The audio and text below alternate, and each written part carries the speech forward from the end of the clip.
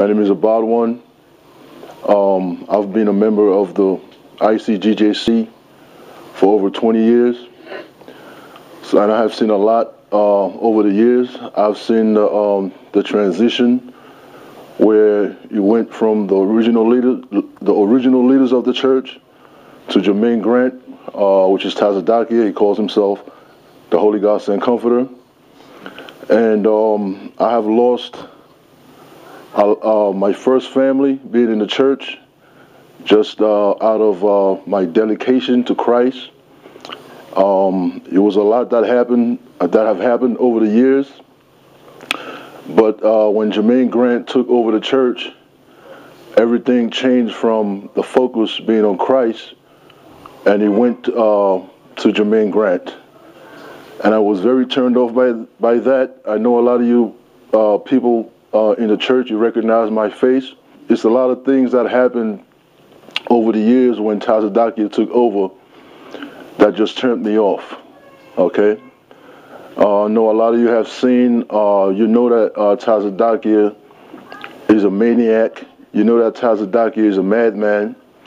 And a lot of you give him the benefit of the doubt because he claims to be the Holy God and Comforter. He claims that he speaks to God. And I know that a lot of you guys that are still in the church, you believe what he tells you. You believe his doctrine, that God speaks to him from time to time. And basically, he's the holiest man, or the closest thing to God, or the closest example of a righteous man to God. You understand?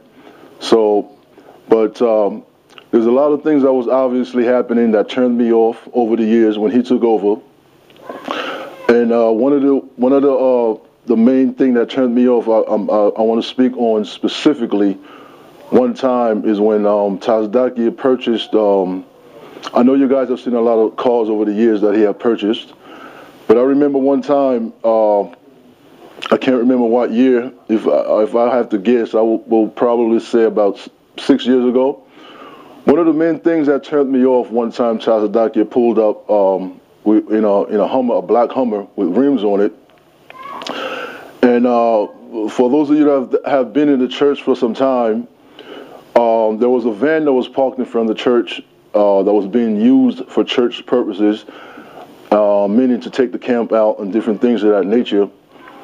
And the van stopped working. The van was very old, and it got to the point where the van was just completely broken down.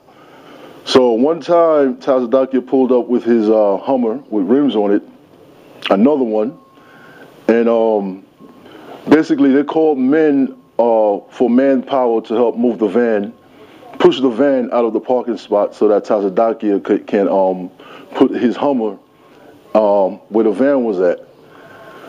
And it really did something to me, man, when I saw that, because I don't know how Tazadakia can have all his vehicles and live the lifestyle that he lives, and the van that was supposed to be used for the Lord's work cannot work, or is not working, and has been like that for a very long time.